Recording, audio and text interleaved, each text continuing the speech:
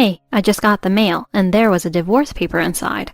I couldn't contain my surprise and immediately called my husband John. Oh, good. That's settled then. Take care of it, will you?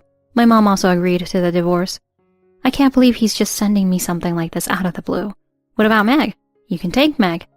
Oh, poor thing. A mother who's never home. John sounded like he was talking about someone else's problem, and it seemed like he was going to stick to his irresponsible attitude. It seemed like he had no idea about our daughter Meg either. His mother Linda seemed to be there with him, and I could hear her voice as if he had put the call on speaker mode. John deserves a younger, more capable woman. I don't need a daughter-in-law who's always slacking off on her chores. Just leave quietly, please. John is trying to make me look like a lazy housewife and boost his own status. Even if I tried to prove the truth here, it wouldn't reach Linda's ears. More than anything, I'm tired of this relationship. The thought that now might be the right time to leave flickered through my mind. More than anything, if I were to throw everything away, John and Linda's lives would change drastically.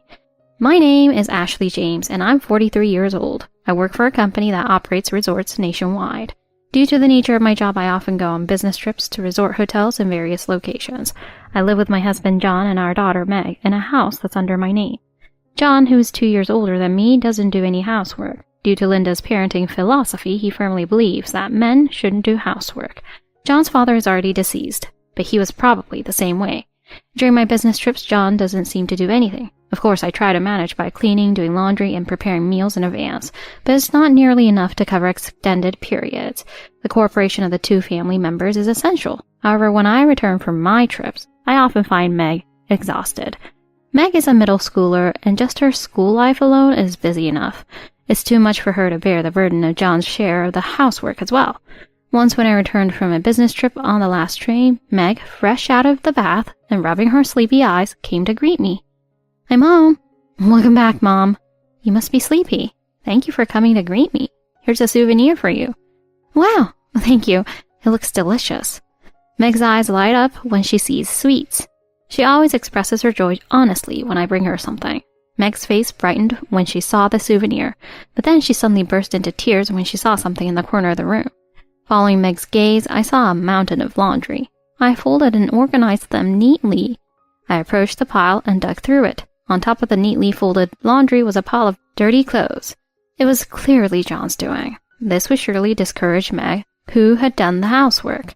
It's okay. We can wash the dirty clothes tomorrow. But Meg seemed unconvinced. She probably felt like her efforts had been wasted. I did everything properly, but Dad always does this. It's easy to imagine.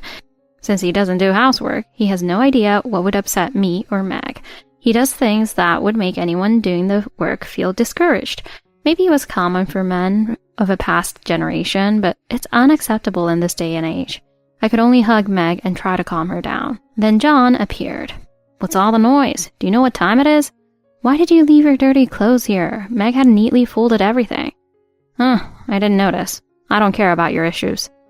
What a selfish thing to say. Making noise in the middle of the night is much worse. He slammed the door shut. I had so many things I wanted to say to him, to tell him that he was the selfish one.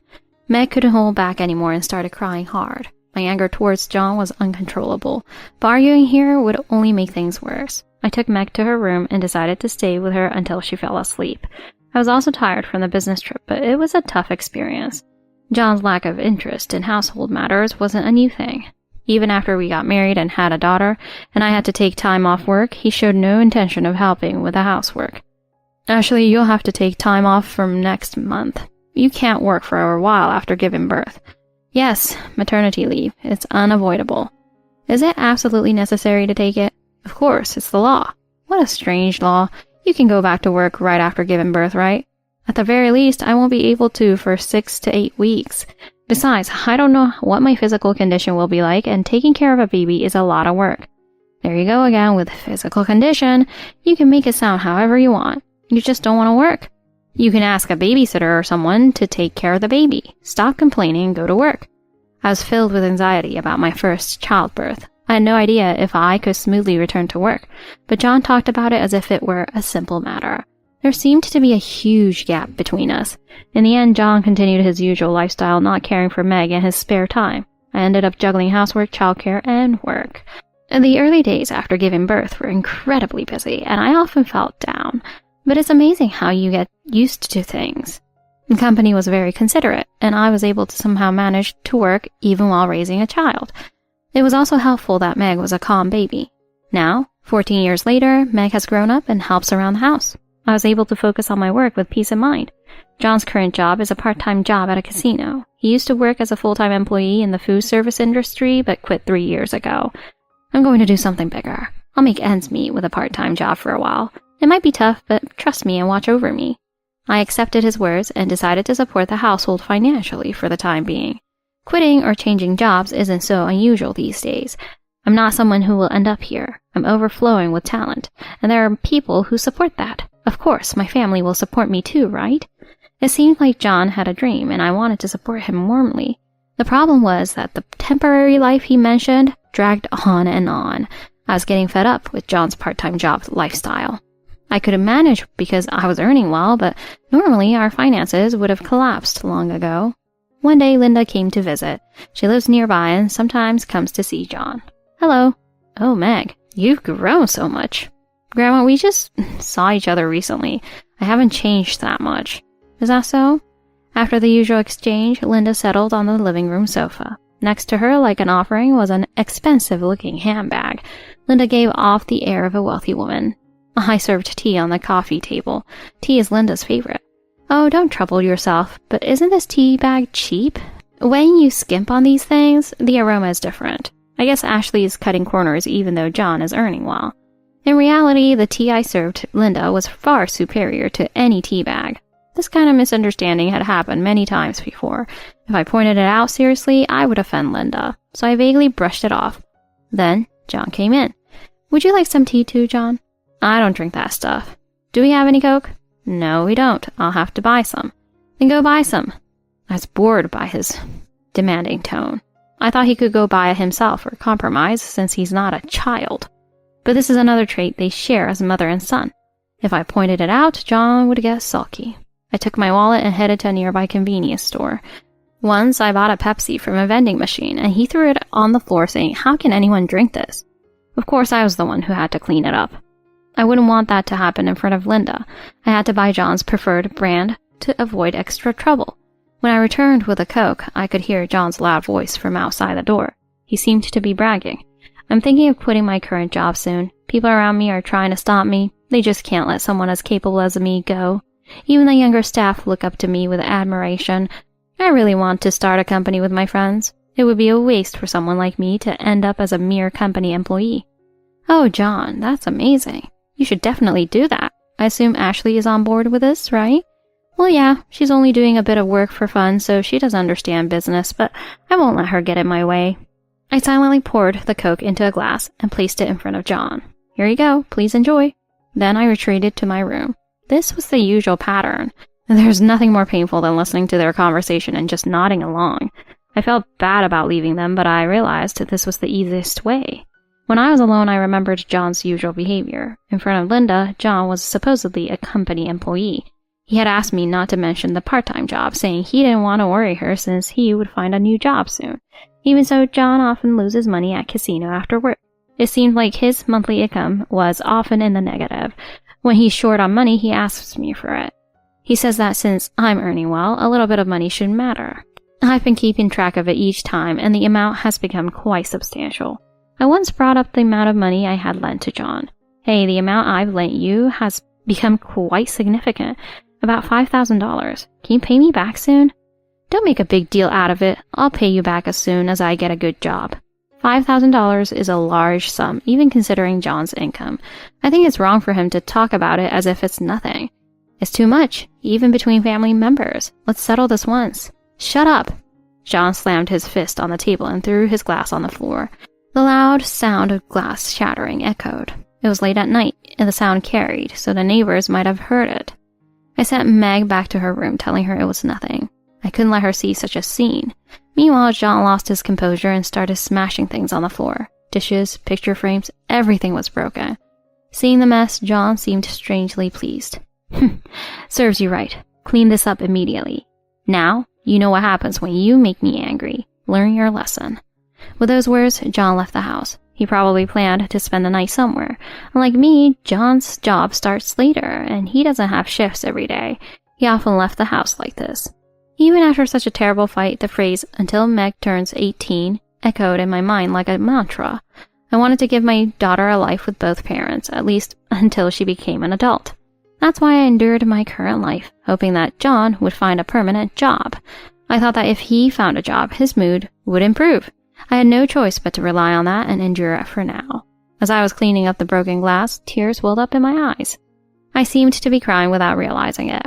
But I wasn't going to give up. There's still a chance that things will improve in the next 4 years. I hadn't lost hope yet. John seems to love Meg in his own way, although I do question his methods. John sometimes buys cute clothes for Meg from stores that cater to young girls.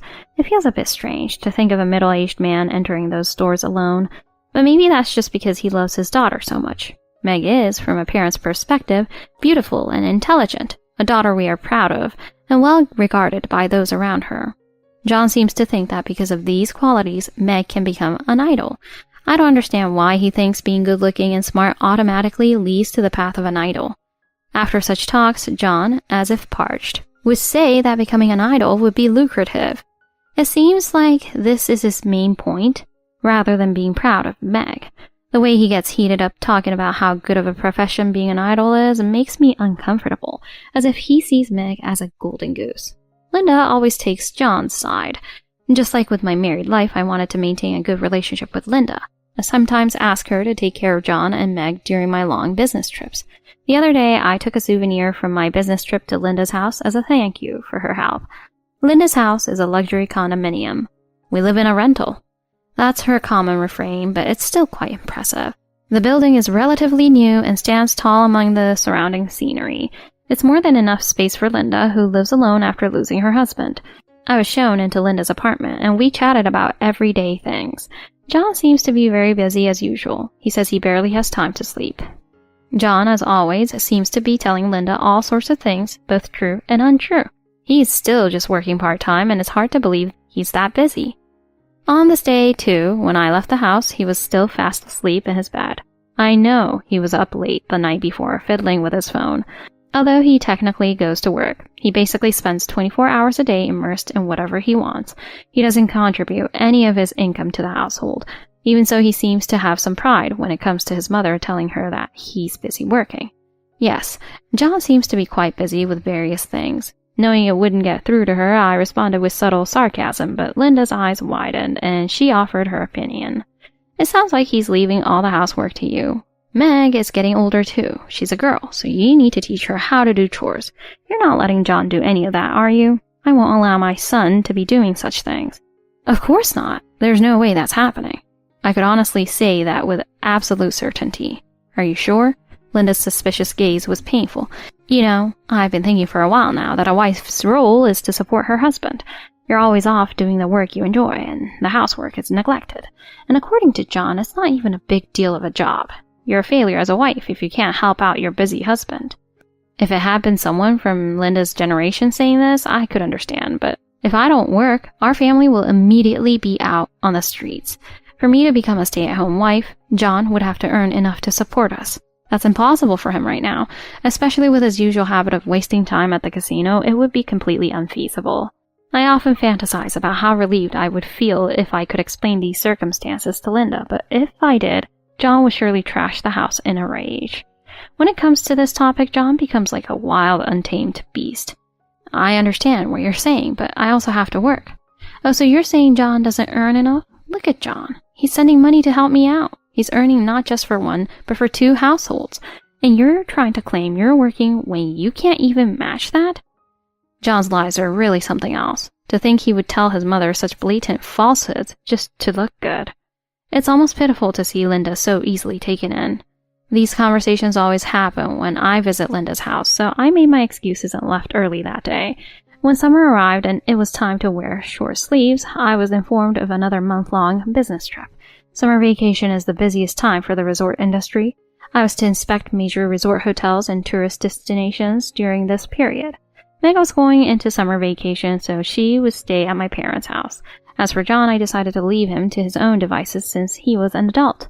Based on his past behavior, I figured he would probably spend his days at Linda's place and commute to his casino job from there. I was staying at a resort hotel investigating areas for improvement in service. As my business trip was nearing its end, an express mail package was delivered to my hotel. The sender was John. Since he never sends mail, I thought it must be an emergency and quickly opened the package. To my surprise, inside was a divorce paper. There wasn't even a note, and John's part was already filled out. He was telling me to fill out my part and submit it. It was a bolt from the blue for me. I thought that if I were to initiate a divorce, it would be after Meg turned 18. To receive this kind of notification while I was away from home was unexpected. I hastily called John. "Hey, I just got the mail." "Oh, good. That's settled then. Take care of it, will you? My mom also agreed to the divorce." I can't understand his mindset, sending me divorce papers out of the blue like this, and it's unbelievable that he consulted his mother about this before me. You can see how much he relies on his mother. I can't believe he's just sending me something like this out of the blue. What about Meg? You can take Meg. Oh, poor thing. A mother who's never home. What a cool thing to say. John is determined to stick to his irresponsible attitude. His mother, Linda, seemed to be there with him, and I could hear her voice as if he had put the call on speaker mode. "Ashley, I've put up with you until now, but this is my limit. I'm tired of dealing with your selfishness. John deserves a younger, more capable woman. I don't need a wife who's always slacking off on her chores. Just leave quietly, please." "Well, I do have a job, so I'm not exactly slacking off." "Oh, you mean your little resort job? You're not a student anymore. That's not something a housewife should be doing." Oh, so that's what he told her. It seems John had been lying again. He's trying to make me look like a lazy housewife and boost his own status. He acts like an immature brat at home and a good husband outside. It had become a routine for him. I wonder what he gets out of living a life built on lies. But even if I tried to get worked up and prove the truth here, it wouldn't reach Linda's ears. More than anything, I'm tired of this relationship. As I was about to explain, John dropped another bombshell. "And I have someone who supports me now." "What do you mean?" This was truly news to me, and all I could do was ask him to repeat himself. "I have a direct subordinate at work. She's a great girl. She respects me, and she's young and beautiful." "Are you saying you're cheating on me?" "Don't say such unpleasant things. She and I are connected by a pure bond. I want to marry her right away, but there's an obstacle." He had the nerve to call me an obstacle when he was the one having an affair. I was surprised that such a woman existed for an unreliable man like John. I wonder if she knows that he's incapable of making a single decision on his own. "But everyone at your workplace knows you're married, right? How can you be dating a subordinate?" "Huh, I don't go around telling everyone I'm married. I threw away my wedding ring a long time ago." "You did? So I was the only one serious about our marriage?" I could hear Linda's loud laughter from behind John. "That old hag is in the way. Know your place. When you get older, you become less perceptive. Don't hinder John's bright future. He's too good for you." So in the end, John only cared about himself. It seems that his attitude hadn't changed until the very end. I no longer felt the need to explain my position or try to fix our lives. I have no reason to put on a good face for John, and the same goes for Linda. In fact, since Linda also approves of John's remarriage, there's no need for me to cling to them. Yes, a younger, more agreeable wife is much better. I saw a picture of her. She's very beautiful, with striking features. You can't even compare. I see. Very well. It seems Linda and John's minds are made up. Listening to their conversation, I also made up my mind. A sense of relief slowly spread through my chest. I'm finally free. I never imagined that such a solution existed for the problem I had been struggling with for years. I hung up the phone and immediately got to work. I contacted the relevant people and arranged to cut my business trip short. There were 3 days left of the trip. In between calls, I also filled out the divorce papers. I returned to my hometown that same day and submitted the divorce papers at the courthouse. They were accepted as a routine procedure, which was anticlimactic. I realized that divorce is just another event in life, like moving or giving birth. When I stepped outside, the air felt fresher. Busy days are ahead. I steeled myself and headed to my next destination. After returning to my hometown, I've been staying at my parents' house for a while. Meg is with me, which is reassuring since it's summer vacation. Meg, listen to me carefully. What is it? Your dad and I are getting a divorce. Contrary to my expectations, Meg had a bright smile on her face. Mom, that's great. Now you're free. Meg, is that what you really thought? When you were with Dad, you always had a tense expression. You look much more relaxed now. I see. Meg repeatedly said it was a good thing and seemed happy about the divorce. The matter of the divorce was accepted. My planned business trip was over, but there was no problem with me staying at my parents' house, and I haven't heard from John. It seems like John and his family were split in two, with him staying at Linda's. It felt strange that the divorce went through so easily. I'm planning to find a new place soon and move in with Meg. I was commuting to work from my parents' house and relaxing after returning when John and Linda suddenly showed up without any notice. The doorbell rang repeatedly. Yes, who is it? When I couldn't take it anymore and went outside, John and Linda were standing there, their faces red. Stay back, Meg. This could be dangerous. I instinctively sensed danger and ushered Meg inside. As expected, the two started yelling at the top of their lungs. What the hell do you think you're doing? There's no house. Do you have any idea how irresponsible you're being? There is no house because there is no house. You sent a ton of my stuff to Mom's place. All my belongings were in there. I thought it was strange and went to the house and it was completely empty. I couldn't help but chuckle. To think that the place he thought was his own was now empty. What a ridiculous story. It was a valuable experience for you, wasn't it? Yes, I cleared out the house. The house and land were in my name. And since we're divorced, we're strangers now, right? The land there is apparently very popular and can be sold for a high price. You should be grateful that I even sent you your belongings. Linda seemed to catch on to something I said. The house was in your name, Ashley? Why not John's? Did you take the house from him? No, Mother. John's income wasn't enough to qualify for a mortgage, and I'll add that all the mortgage payments came from my income. It's fully paid off now, Linda gasped. But why? John has a respectable job and earns twice the average income. It doesn't make sense that he couldn't get a mortgage. I glanced at John. John, should I tell her? Wait, don't you dare. Ignoring John's plea, I spoke up. John quit his job 3 years ago. Since then, he's been working part-time at a casino. He said it was just temporary until he found his next job, so I agreed. But that temporary life dragged on and on. Don't believe her, Mom. She's gone crazy because I divorced her. She's jealous of my life, so she's making up these stories. Linda placed a hand on her chin and thought for a moment. But I did wonder why John always smelled so strongly of cigarettes when he came back from work. There aren't many places these days where you'd pick up such a strong cigarette smell. That's right. John not only worked at the casino but also gambled himself after work. Most of the time he lost and ended up spending all his earnings. That's why he's always asking me for money. Linda looked horrified. For Linda, anything related to casino was taboo. That's why John never mentioned it to her. John was desperately trying to restrain his mother, but Linda's momentum didn't stop. So you're saying you have enough money to lend to John? Yes, I have a managerial position at a resort company. It's not just a resort job. I was the one providing for the family, and I was also the one paying your rent, Mother. I've been working to maintain John's fabricated life. I don't know what lies he's been telling you.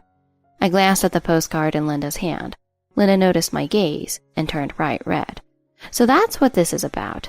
As you can see, this postcard is a rent overdue notice. I thought it was strange that the payments stopped as soon as you got divorced. When I asked John, he just brushed it off, saying he'd take care of it. Ah, that's John's specialty, isn't it? Saying he'll take care of it and then just ignore the problem. Anyway, since he kept up the charade of having money for you, Mother, he should have kept up the lie, even if he had to struggle. But I guess that was impossible for John, who has no income or savings. John, in a fit of rage, approached me yelling, Don't you dare make a fool of me. Talking about me not having money, that's incredibly rude. If I wanted to, I could make money. Then why didn't you contribute any money to your mother in the past month? His loud voice suddenly became quiet. It seemed I had hit the nail on the head. Every time I went on a long business trip, you always went straight to your mother's, right? You're a grown man. How could you not be embarrassed? Shut up. How dare you, a mere wife, talk to me like that? I'm the head of the James family. I won't allow you to disobey me. Linda, with her eyes narrowed, seemed to dislike my strong attitude. Since when did you become so bossy? John is the breadwinner of the family. I can't forgive you for neglecting him. You're right, Mother. Maybe John does need a gentle and supportive wife, but even such a wife would probably run away after learning about his current situation. What do you mean? There's no better man than John. You're the evil woman who's been wasting his money and time. Linda's words gave John a boost, and he started talking proudly. You see, my mother trusts me. unlike you, a housewife who just plays around all day. Then how about you contribute some of the money you've been sponging off your mother? That's... While John hesitated, I quickly followed up. It's not just that he has no money, he's also in debt. The word debt made Linda tremble. It must have been something she hadn't expected. I took out my phone and showed them a picture. It was a photo of a certain IOU. Why do you have that? I found it while organizing your belongings. I had suspected for a while that you had debts, but I decided not to interfere. I never imagined it would amount to this much. I switched the screen on my phone. This time it showed a handwritten note. This is the amount I personally lent you. It's over $10,000 now. I'm sorry, but I'll have to prioritize collecting this. We're strangers now, so I won't go easy on you. John, what is this all about? Linda grabbed John's collar. Your job, your money, it was all lies? Have you ever told me a single truth? What am I supposed to trust about you? Linda, who had been blindly supporting John until now, seemed to have finally reached her limit. It seemed like the lies John had been telling had reached their limit too. With his backup gone, John resorted to tearful pleas. Mom, I'm your only son, right? Please believe anything your precious son says. Don't be silly. I've been taking care of you because I thought you were doing well in society. Why would I trust someone who just lazes around at home and at work? Linda seemed to have completely lost faith in John. John, in a panic, brought up the topic of his supposed friend, the entrepreneur. Mom, it's true that I may have exaggerated a little, but that was to start a business in the near future. I have a capable friend. We're saving money to start a company together. Now let me hear about this friend of yours right now. I'll be the judge. Linda had become completely assertive. It seemed like her anger had finally boiled over after being deceived for so long. John hurriedly called his friend. What's going on? No matter how many times he called, the call wouldn't go through. That little act won't work on me. It's not an act. He desperately showed us his phone screen as if to say, believe me. The messaging app showed a picture of a man trying to look young staring at the camera. But the call still wouldn't connect. What's wrong? Are you blocked? It seemed he was blocked not only on the phone but also on other communication platforms. John, still clinging to hope, even checked social media and was met with despair. Wait! Me and that guy have a joint bank account. I put all my money in there. If I just borrow a little bit from there, this situation can be easily resolved. Saying that, John excitedly checked the balance on the phone. What a shallow idea, trying to touch the company's funds. Does he really think that will protect his relationship with his business partner? John, who had been nervously looking at his phone, suddenly turned pale. The balance was $1. What? What does this mean? The online banking page that John showed me displayed 0 balance. By the way, how did you meet this friend of yours? I met him at a bar 3 years ago. He praised me, saying I was very talented, so we decided to create a joint account to prepare for starting a business. I see. So you were flattered and got carried away. The way I and Linda looked at John grew colder and colder. John had always been weak against easy paths and sweet talk. Linda probably knew this about him better than I did. In regards to the business, it seems his personality was taken advantage of. Even so, his behavior is far too irresponsible for someone with a family. This is not something a grown adult should be doing. Leaving the household finances to others, spending money only on what you want, and then getting scammed and losing everything? You're being too naive about the world. Oh, this is too much. Someone needs to help John. Ashley, isn't there anything you can do? Oh, I'm a stranger now, remember? John let out a frustrated groan. Linda glared at John and approached him.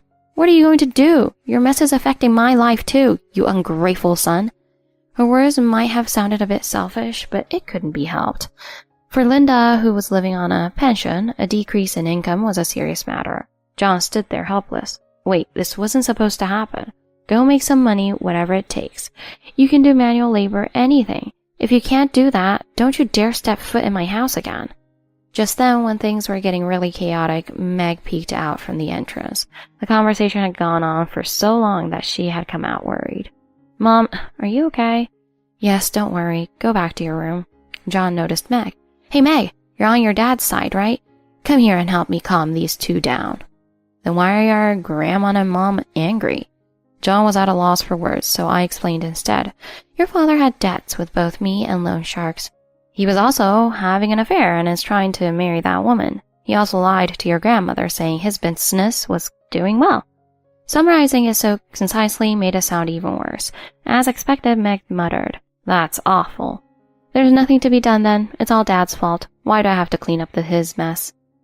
John had no words. Meg seemed to have her own thoughts on the matter. When Mom was away on business trips, Dad didn't do anything. He only made things harder for me. I had a really tough time. I also heard about the divorce from Mom. She said she was going to wait until I turned 18, but she doesn't need to worry about that. I don't want anything to do with Dad. I want to get away from him right now. John seemed to be in shock. His beloved prized daughter was clearly rejecting him. There could be no greater shock than this. "But I took care of you. You were my prized daughter. I even bought you lots of cute clothes." "Why would I wear clothes that you picked out?" Meg glared at him with disdain. "Mom is very patient, so she silently supported you no matter how unreasonable you were. I don't want to do that. I don't want to be involved with someone so pathetic. Hey, Meg, you're my daughter. You should respect your father. If you listen to me, I can make you a top idol. Money, fame, anything you want." "Again with that? All you think about is money. Stop making up these fantasies when you have nothing to back them up with." Meg was absolutely right. John's head was filled with nothing but dreams that were far from reality. I was astonished by his shallowness. At the same time, I realized that Meg's words had the biggest impact on John, more so than mine or Linda's. His prized daughter had rejected him, and he was visibly hurt. "Dad, if you stay here any longer, I'll have to call the police. We're strangers now, remember?" Having been thoroughly rejected, John had nowhere to go. John and Linda dejectedly walked back the way they came. They had apparently sold their car to make ends meet, and I watched as the two of them walked down the long road in front of our house, looking miserable. After that, John and Linda are apparently living together. Linda, who had been using John's allowance to pay her rent, lost her home. She had to leave her apartment and move to a much less desirable place. It seems that finding a place for two with John and Linda was difficult, and their options were quite limited. John increased his shifts at the casino to pay for living expenses and pay back his debts. When his new lower-class lifestyle became apparent to his mistress, she left him. Moreover, he could no longer talk about his prized business plan, so he lost half his charm. Additionally, one of John's coworkers revealed that he was married, and after some back and forth, they broke up. There was one more thing that drastically changed John's life. It turned out that the people John owed money to were shady loan sharks. They weren't a legitimate business, and their debt collection methods were harsh, sometimes showing up at his workplace and harassing him for hours. John is always on edge, constantly looking around, and he moves around in a skittish, restless manner. As these rumors spread, I happened to come across a news report. It was about the arrest of the man who had scammed John by promising to start a business with him. I remembered his face well because John had shown me his picture many times when he was trying to contact him. It turned out that he had swindled money from multiple people using similar tactics. The stolen money had already been spent, so none of it would be returned to John. Meanwhile, I was able to collect the money I had lent to John first. This severed my ties with John. I also had the income from selling the house, so I built a new house and started a new life with Meg. This new house is so comfortable. Yeah, the old house was getting a bit run down. Dad's rough handling of things was causing damage, and it had memories of Dad, so it wasn't very comfortable. You're right, it feels like a fresh start. Since we started living together, Meg has become remarkably lively. She's still in middle school, so when I have to go on long business trips, I leave her in the care of my parents, but she's old enough to take care of herself. When I'm late from work, she prepares dinner and waits for me. I have a souvenir for you today. I bought a cake. Yay, I'm so happy. Meg is a bit more mature now, but she still gets excited about sweets, and she skillfully prepares dinner. We sat down at the dinner table. Today's hamburgers are delicious. How did you make them? I used this recipe. Meg pointed to a recipe website on her phone. I see. You can do anything with a smartphone these days. As I was admiring her, she said something unexpected. I want to be a chef in the future. After a moment of surprise, I nodded enthusiastically. That's wonderful, Meg. You're so good at cooking. You can definitely do it. Yeah, when I'm in high school, I want to work part-time at a restaurant. I'll support you. I'm so happy that you've grown up to be such a responsible person. I realized that Meg was now old enough to think about her future. She discovered her love for cooking while taking care of the house. I want to cherish not only my own career, but also Meg's dreams.